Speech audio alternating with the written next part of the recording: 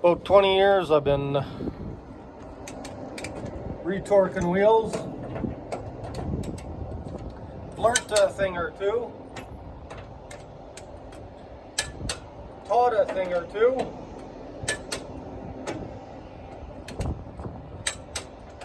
My experience started really when one day, 2002,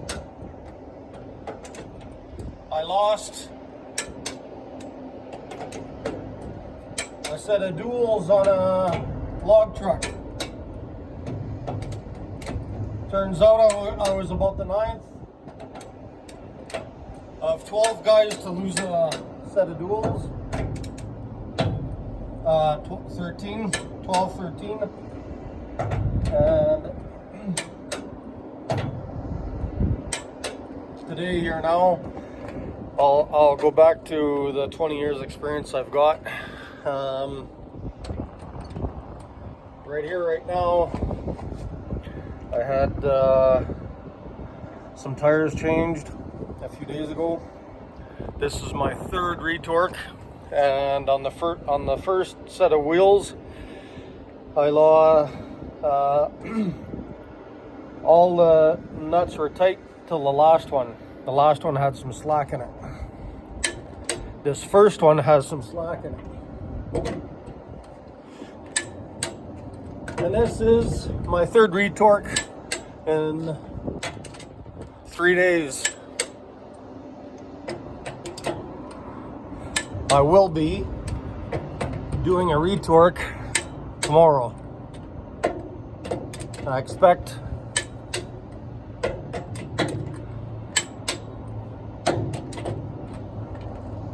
tomorrow I'll find all the nuts tight. If I find all the nuts tight, I will stop doing these retorques for this time being. 20 years ago is when I started. 20 years ago is when I started retorquing wheels all the time. And so I'm just gonna use my gloves as my camera, what do you call it? So what I found is all the military, that one was loose. All the military wheels were really bad for torque, or losing torque, needing retorque. And all the big rigs I've driven,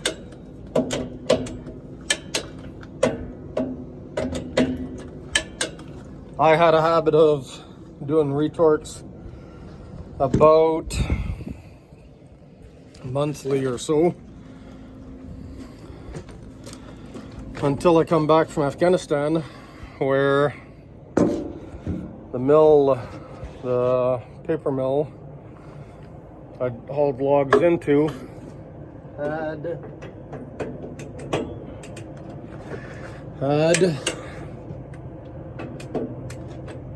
the mill had shut down all the trucks, all the different owners, and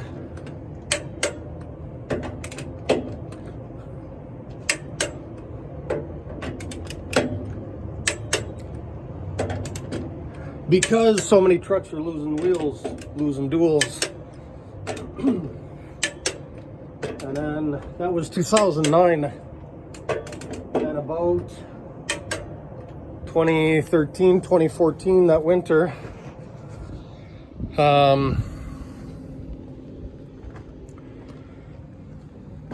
the company I drove for was the only company that was not shut down. Every other company for hauling in was shut down because all the trucks are losing, so many trucks are losing duals, except the company I drove for. So that led me to find a metallurgist who did the study for California, and I also found Alcoa. Both say the same information, and it's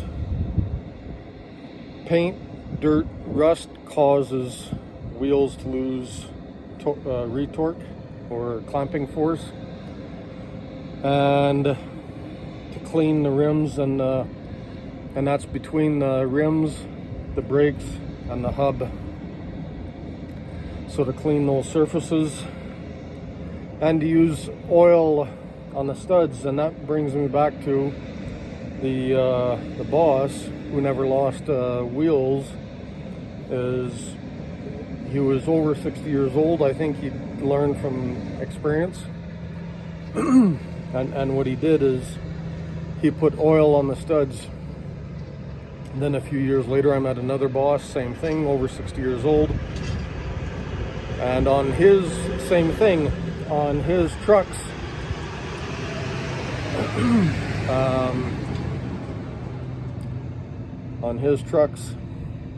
every time I did a retorque, we could change all the wheels, and out of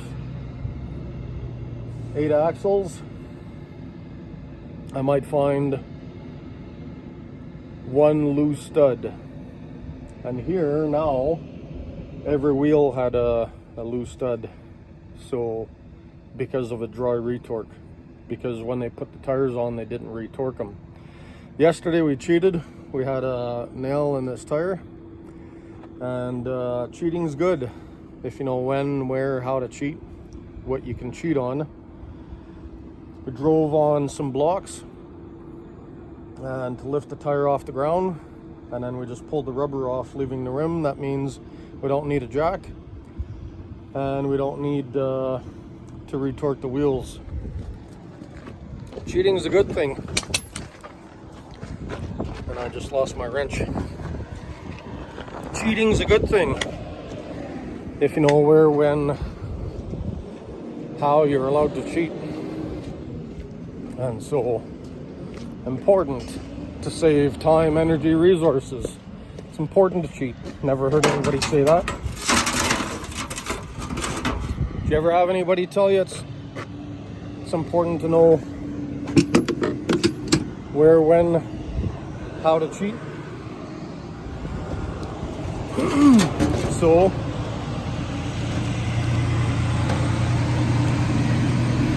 makes us stronger.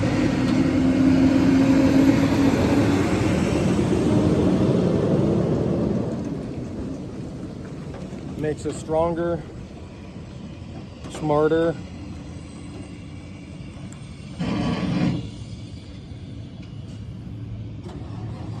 smarter, gives us time.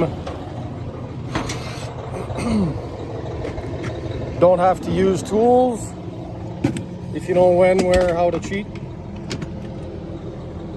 Saves tools.